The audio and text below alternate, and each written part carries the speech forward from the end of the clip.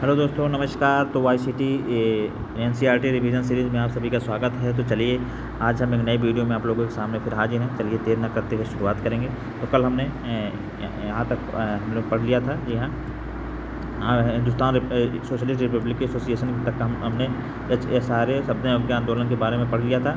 और आज हम शुरुआत करेंगे गोलमेज सम्मेलन से। जी हाँ, तो गोलमेज सम्मेलन की बात करेंगे। तो जैसा कि यहाँ से शुरुआत करेंगे, तो गोलमेज सम्मेलन जो है, हमारा प्रथम गोलमेज सम्मेलन नवंबर 1930 से लेकर जनवरी 1931 तक हुआ था। जी हाँ, नवंबर 1930 से लेकर जनवरी 1931 तक पहला गोलमेज सम्मेलन। द्वितीय गोलमेज सम्मेलन की बात करेंगे तो 7 सितंबर 1931 से लेकर 1 दिसंबर 1931 तक हुआ। तृतीय गोलमेज सम्मेलन की बात करेंगे तो 17 नवंबर 1932 से लेकर 24 दिसंबर 1932 तक हुआ था। जैसे आप लोग याद रखेंगे। तो ये हमारे गोलमेज सम्मेलन हो गए। और जैसा कि आप लोग जानते हैं कि गोलमेज सम्मेलन, इस तीनों गोलमेज सम्मेलन में होने वाले एक हमारे व्यक्ति कौन थे? डॉक्टर भीमराव अम्बेडकर जी थे। और गांधी जी जो थे हमारे, गांधी जी द्वितीय कौन है गोलमेज सम्मेलन में इसमें शामिल हुए थे। जी हाँ, गांधी जी जो है हमारे द्वितीय गोलमेज सम्मेलन में शामिल हुए थे। इसे भी आप लोग याद रखेंगे। और कांग्रेस ने किसी भी गोलमेज सम्मेलन में भाग नहीं लिया था। गांधी जी ने केवल कांग्रेस प्रतिनिधि के रूप में दूसरे गोलमेज सम्मेलन में भाग लिया था। और तीनों में शामिल होने वाले हमारे डॉक्टर भीमराव अम्बेडकर जी थे। इसे आप लोग याद रखेंगे। तो यहाँ हम देखते हैं, अगला देखेंगे। प्रथम गोलमेज सम्मेलन के दौरान डॉक्टर भीमराव अम्बेडकर और मुस्लिम प्रतिनिधियों ने पृथक निर्वाचन मंडल की मांग की।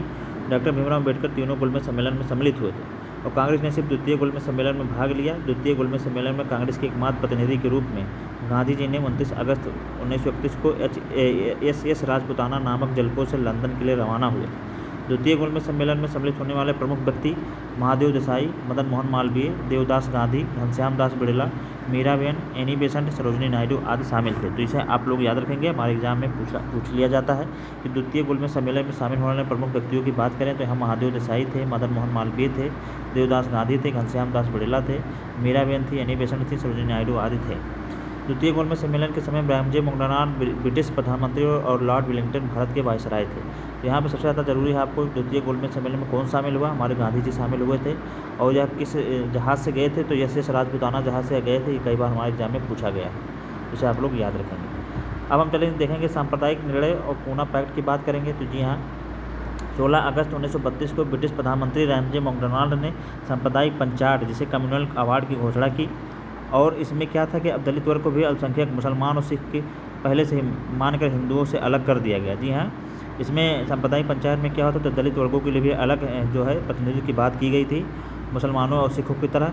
इस निर्णय के विरोध में गांधी जी ने पूना के यरवदा जेल में 20 सितंबर 1932 को आमरण अनशन शुरू कर दिया था। जी हाँ, जब यह मांग जो है अम्बेडकर जी के द्वारा रखी गई थी गोलमेज सम्मेलन, तो उसे अंग्रेज़ों ने स्वीकार कर लिया था। लेकिन इसके विरोध में गांधी जी ने पूना में यरवदा जेल में 20 सितंबर 1932 को आमरण अनशन शुरू कर दिया।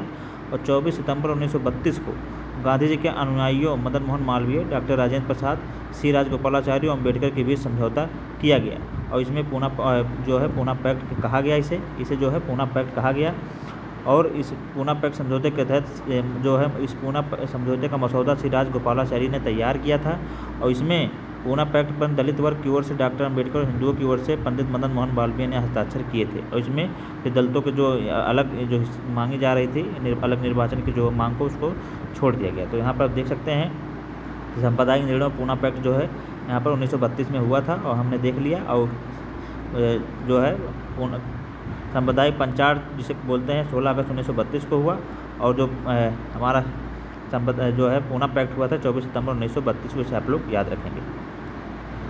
अगला हम लोग देखेंगे, अब हम चलेंगे महत्वपूर्ण तथ्य की बात करेंगे। तो यहाँ देखेंगे कि 18 अप्रैल 1930 को सूर्यसेन जिसे मास्टर दा के नेतृत्व में इंडियन रिपब्लिकन आर्मी के चटगांव शाखा ने चटगांव शस्त्रागार पर धावा बोलकर कब्जा कर लिया। और 3 फरवरी 1928 को साइमन कमीशन भारत पहुंचा था। जी हाँ, 3 फरवरी 1928 को साइमन कमीशन भारत पहुंचा था। और 18 अप्रैल 1930 को सूर्यसेन जिसे मास्टर दा के नेतृत्व में इंडियन रिपब्लिकन आर्मी के चटगांव शाखा ने चटगांव शस्त्रागार पर धावा बोलकर कब्जा कर लिया था। 22 से 24 मार्च 1940 को मुस्लिम लीग का वार्षिक अधिवेशन मोहम्मद अली जिन्ना की अध्यक्षता में लाहौर में हुआ। इस अधिवेशन में पाकिस्तान प्रस्ताव पारित किया गया था। जी हाँ, इस अधिवेशन में पाकिस्तान प्रस्ताव पारित किया गया था। युद्ध में भारत का सहयोग प्राप्त करने के लिए लॉर्ड नीतिकों ने 8 अगस्त 1940 को एक घोषणा की जिसके अगस्त प्रस्ताव के नाम से जाना गया। युद्ध में भारत का सहयोग प्राप्त करने के लिए लॉर्ड नीतिकों ने 8 अगस्त 1940 को एक घोषणा की जिसे अगस्त प्रस्ताव के नाम से जाना गया। अगस्त प्रस्ताव को पूर्णतः अस्वीकृत करने के पश्चात कांग्रेस द्वारा व्यक्तिगत सत्याग्रह दिल्ली चलो सत्याग्रह का प्रारंभ करने का निर्णय लिया गया। जी हाँ, युद्ध में भारत का सहयोग प्राप्त करने के लिए लॉर्ड लिंथगो ने 8 अगस्त 1940 को एक घोषणा की, जिसे अगस्त प्रस्ताव के नाम से जाना जाता है। कई बार हमारे एग्जाम में पूछा जाता है, इसे आप लोग याद रखेंगे। 8 अगस्त 1940 को क्या हुआ था? अगस्त प्रस्ताव। और यहाँ पर देखते हैं कि 22 से 24 मार्च 1940 को मुस्लिम लीग का वार्षिक अधिवेशन हुआ और मोहम्मद अली की अध्यक्षता में लाहौर में हुआ था। इस अधिवेशन में पाकिस्तान प्रस्ताव पारित किया गया था। अगस्त प्रस्ताव को पूर्णतः अस्वीकृत करने के पश्चात कांग्रेस द्वारा व्यक्तिगत सत्याग्रह और दिल्ली चलो सत्याग्रह प्रारंभ करने का निर्णय लिया गया। और 17 अक्टूबर 1940 को महात्मा गांधी ने विनोबा भावे को पहले सत्याग्रही के रूप में चुना। दूसरे सत्याग्रही पंडित जवाहरलाल नेहरू, तीसरे सत्याग्रही सरदार वल्लभ भाई पटेल चुने गए। जिसे आप लोग याद रखें। अब हम देखेंगे कृषि मिशन के बारे में पढ़ेंगे। जी हाँ, कृषि मिशन 1942 में आया था। भारत में बढ़ रहे राजनीतिक गतिरोध को दूर करने के लिए ब्रिटिश प्रधानमंत्री विंस्टन चर्चिल ने मार्च 1942 में एक मिशन भारत भेजा था। ब्रिटिश संसद सदस्य और मजदूर नेता स्टैफोर्ड क्रिप्स के नेतृत्व में मिशन भेजा गया था, इसलिए इसका नाम कृषि मिशन रखा गया था। भारत छोड़ो आंदोलन की बात करेंगे अब हम। भारत छोड़ो आंदोलन 1942। जी हाँ, 7 अगस्त 1942 को मुंबई के ऐतिहासिक ग्वालियर टैंक मैदान में अबुल कलाम आज़ाद की अध्यक्षता में कांग्रेस की वार्षिक बैठक हुई। इसी बैठक में नेहरू ने भारत छोड़ो आंदोलन का प्रस्ताव पेश किया और भारत छोड़ो आंदोलन का आलेख जो है महात्मा गांधी, जवाहरलाल नेहरू, अबुल कलाम आज़ाद ने मिलकर तैयार किया था। और 8 अगस्त 1942 को भारत छोड़ो आंदोलन प्रस्ताव पारित किया गया और उसी समय गांधी जी ने डू और डाई का नारा दिया था, करो या मरो। इसे आप लोग याद रखेंगे। और 9 अगस्त 1942 को सुबह में सरकार ने ऑपरेशन जीरो आवर के तहत गांधी जी को या अन्य शीर्ष नेताओं को गिरफ्तार कर लिया था। जैसे आप लोग याद रखेंगे कि गांधी जी को अन्य 3 नेताओं को किस ऑपरेशन के तहत गिरफ्तार किया था? ऑपरेशन जीरो आवर के तहत 9 अगस्त 1942 को। अगला हम लोग देखेंगे भारत छोड़ो आंदोलन के प्रमुख तत्व की बात करेंगे। तो इस आंदोलन के दौरान 3 जगहों पर समानांतर सरकार की स्थापना की गई। सबसे पहले बलिया में चित्तू पांडे के नेतृत्व में, दूसरी जो है तामलुक में यहाँ की सरकार को जातीय सरकार के नाम से जाना जाता था। यह सरकार दिसंबर 1942 से सितंबर 1944 तक चली थी। यहाँ के किसान जो है विधवा मातांगनी हजारा ने गोली लग जाने के बाद भी झंडे को ऊंचा रखा। इन्हें बूढ़ी गांधी के नाम से भी जाना जाता है। सतारा सबसे लंबे समय तक चलने वाली सरकार थी। यह 1945 तक कार्यरत रही और इसके नेता वाई.बी. चौहान थे। जी हाँ, सतारा जो है सबसे लंबे समय तक चलने वाली सरकार थी, 1945 तक कार्यरत रही। इसके नेता कौन थे? वाई.बी. चौहान थे। तो हमने देख लिया कि 3 सरकार जो थी स्थापित हुई थी, 3 जगहों पर समानांतर सरकार स्थापित हुई थी, बलिया, तामलुक और सतारा। अगला हम लोग देखेंगे गांधी इरविन समझौता की बात करेंगे। गांधी इरविन की लंबी वार्ता के पश्चात 5 मार्च 1931 को एक समझौता हुआ है, जिसमें दिल्ली पैक्ट गांधी इरविन समझौता कहा जाता है। इस समझौते के फलस्वरूप कांग्रेस द्वितीय गोलमेज सम्मेलन में भाग लेने के लिए राजी हो गई थी। जी हाँ, आज़ाद हिंद फौज की बात करेंगे। आज़ाद हिंद फौज के गठन की बात करेंगे तो मोहन सिंह के नेतृत्व में मार्च 1942 में Indian national army Azad Hind फौज का गठन किया गया।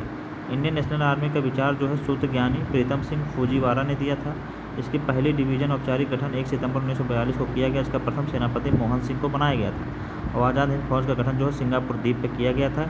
रास बिहारी बोस ने 4 जुलाई 1943 को आज़ाद हिंद फौज की कमान सुभाष चंद्र को सौंप दी थी। जी हाँ, रास बिहारी बोस ने 4 जुलाई 1943 को आज़ाद हिंद फौज की कमान किसे सौंप दी थी? सुभाष चंद्र बोस की। और ये कहाँ गठन हुआ था? इसका सिंगापुर द्वीप पे किया गया था। इसे आपको याद रखेंगे। सुभाष चंद्र बोस के बारे में हम लोग देखेंगे, यहाँ पर जानेंगे। सुभाष चंद्र बोस का जन्म जो है 23 जनवरी 1897 को कटक उड़ीसा में हुआ था। और 1920 में इन्होंने सिविल सेवा में 4था स्थान प्राप्त किया था, लेकिन मन न लगने के कारण त्यागपत्र दे दिया और महात्मा गांधी की प्रेरणा से वर्ष 1921 में भारतीय राष्ट्रीय आंदोलन में यहाँ सम्मिलित हुए थे, भारतीय राष्ट्रीय कांग्रेस में सम्मिलित हुए थे। इसे आप लोग याद रखेंगे। अगला हम लोग देखेंगे देशबंधु चित्तरंजन दास इनके राजनीतिक गुरु थे और वर्ष 1927 में इंडिपेंडेंस लीग का इन्होंने गठन किया। वर्ष 1939 में सुभाष चंद्र बोस ने कांग्रेस की अध्यक्षता से त्यागपत्र देकर फॉरवर्ड ब्लॉक का गठन किया था और जर्मनी की जनता ने उन्हें नेताजी के नाम से संबोधित किया। सुभाष चंद्र बोस देश के नायक रविन्द्रनाथ टैगोर ने कहा। महात्मा गांधी ने सुभाष चंद्र बोस को देशभक्तों का देशभक्त कहा है। जी हाँ, महात्मा गांधी ने सुभाष चंद्र बोस को देशभक्तों का देशभक्त कहा है। सुभाष चंद्र बोस को देश नायक किसने कहा? रविन्द्रनाथ टैगोर ने कहा। इसे आप लोग याद रखेंगे। अगला हम लोग देखेंगे बेबल योजना के बारे में पढ़ेंगे। तो ब्रिटिश प्रधानमंत्री विंस्टन चर्चिल के नेतृत्व में रूढ़वादी सरकार भारत में संवैधानिक प्रश्न को हल करने के उद्देश्य से लॉर्ड बेबल को भारत के नेताओं से विचार विमर्श हेतु कहा। इस उद्देश्य से वायसराय लॉर्ड बेबल ने 14 जून 1945 को एक योजना प्रस्तुत की, जिसे बेबल योजना के नाम से जाना जाता है। इसे आप लोग याद रखेंगे। 14 जून 1945 को एक योजना प्रस्तुत की, जिसे बेबल योजना के नाम से जाना जाता है। कैबिनेट मिशन की बात करेंगे। जी हाँ, कैबिनेट मिशन इसके गठनकर्ता की बात करें तो ब्रिटिश प्रधानमंत्री क्लीमेंट एटली थे। दिल्ली पहुंचने की तिथि जो 24 मार्च 1946 थी। सदस्य की बात करें तो उसमें पैथिक लॉरेंस अध्यक्ष थे, एबी अलेक्जेंडर और स्टैफोर्ड क्रिप्स जो है व्यापार बोर्ड का अध्यक्ष था। तो ये 3 सदस्य इसके कैबिनेट मिशन के सदस्य थे। अगला हम देखेंगे संविधान सभा के चुनाव की बात करेंगे। तो यह वर्ष 1936 में कांग्रेस के लखनऊ अधिवेशन में सर्वप्रथम संविधान सभा का विचार प्रस्तुत किया गया था।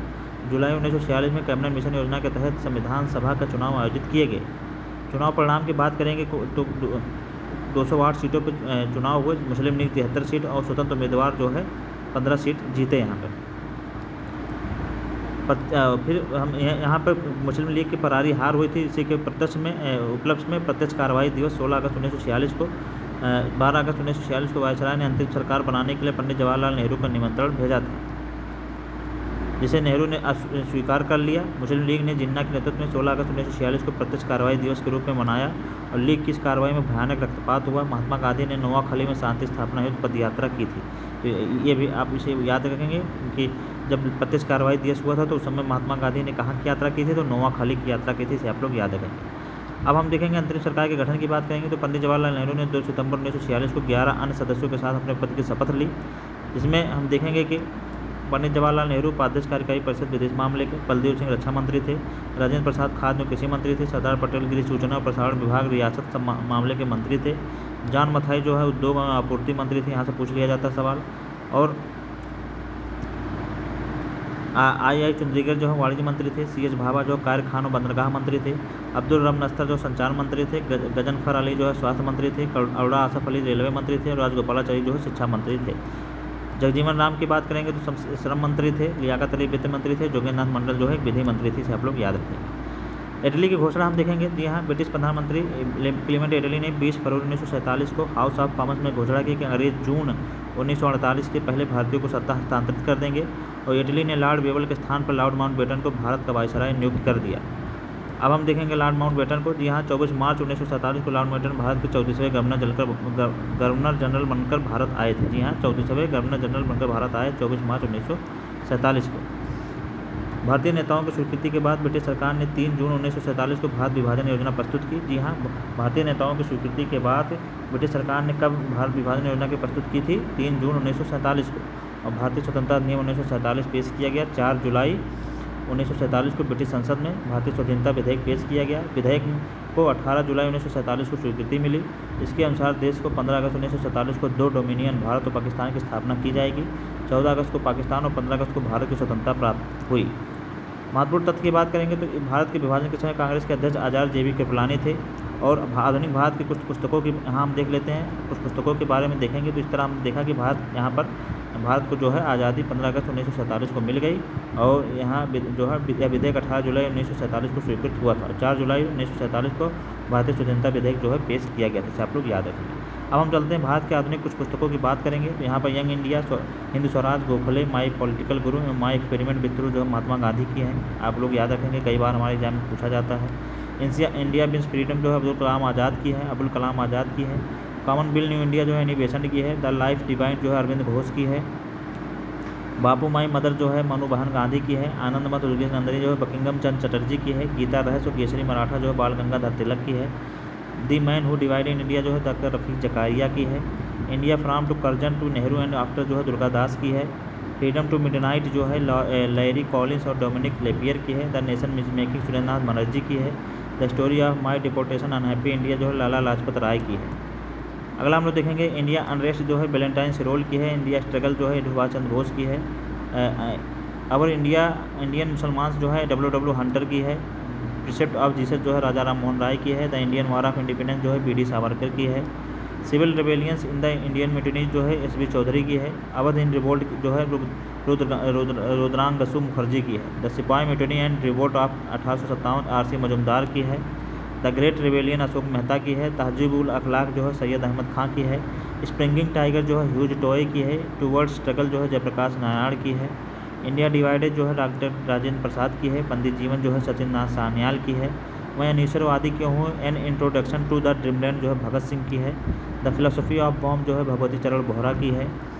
अनहिलेशन ऑफ कॉस्ट जो है डॉक्टर भीमराव अम्बेडकर की है।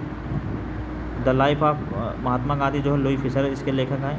The guilty man of India partition जो है डॉक्टर राम मनोहर लोहिया के द्वारा। अमृत बाजार पत्रिका जो है मोतीलाल घोष के द्वारा। बंगाली समाचार पत्र जो है सुरेंद्रनाथ बनर्जी के द्वारा। ग्लिम्पसेज ऑफ वर्ल्ड हिस्ट्री जो है जवाहरलाल नेहरू के द्वारा। द ब्रोकन विंग जो है सरोजिनी नायडू के द्वारा। कैपिटल लेडी जो है माइकल मधुसूदन दत्ता के द्वारा। टेररिस्ट जो है दिलीप मुखर्जी के द्वारा। इंडिया स्ट्रगल फॉर इंडिपेंडेंस जो है बिपिन चंद्रा के द्वारा। मदर इंडिया जो है कैथरीन मेयो के द्वारा। तो इस तरह हमने जो है यहाँ पर जो है हमारा जो आधुनिक इतिहास का सेगमेंट है समाप्त हुआ। और आज की क्लास हम लगभग 8 क्लासों में पूरे आधुनिक इतिहास को समाप्त किया है। आप लोग हमारे प्लेलिस्ट में जाके देख सकते हैं। और इसकी जो है वन लाइनर के माध्यम से हम जो प्रैक्टिस सीरीज क्वेश्चन की MCQ सीरीज है वो भी हम आप लोगों के लेकर जल्द ही लेकर आएंगे। और आप हमारी प्लेलिस्ट में जाके यहाँ से देख के अपने आधुनिक इतिहास, प्राचीन इतिहास, मध्यकालीन इतिहास के सारे तथ्य को क्लियर कर सकते हैं। यहाँ से एक भी क्वेश्चन मैं गारंटी लेता हूँ कि अगर आपका GS का सेगमेंट आपके एग्जाम में पूछा जाएगा 70 से 80% का सेगमेंट आपका यहीं से क्लियर हो जाएगा। तो आप लोग हमारे प्लेलिस्ट में जाइए, वहाँ से आप हमारे एक 1 बाय 1 सभी क्लास को देख डालिए। और इसकी MCQ सीरीज़ भी आप लोगों को जल्द ही अपलोड हम कर देंगे। चलिए फिर हम एक कल से नए क्लास की शुरुआत करेंगे और अब हम पॉलिटी की शुरुआत करेंगे। जी हाँ, पॉलिटी के बारे में हम लोग पढ़ेंगे और अगला क्लास जो हमारा पॉलिटी का शुरुआत होगा। तो आप लोग हमारी इस क्लास से बने रहिए। अगर क्लास अच्छी लग रही है तो लोगों को शेयर भी करें और ज़्यादा से ज़्यादा लोगों को जोड़ें। चलिए फिर हम मिलेंगे नई वीडियो में, तब तक बने रहिए, आप लोग स्वस्थ रहिए। नमस्कार, जय हिंद।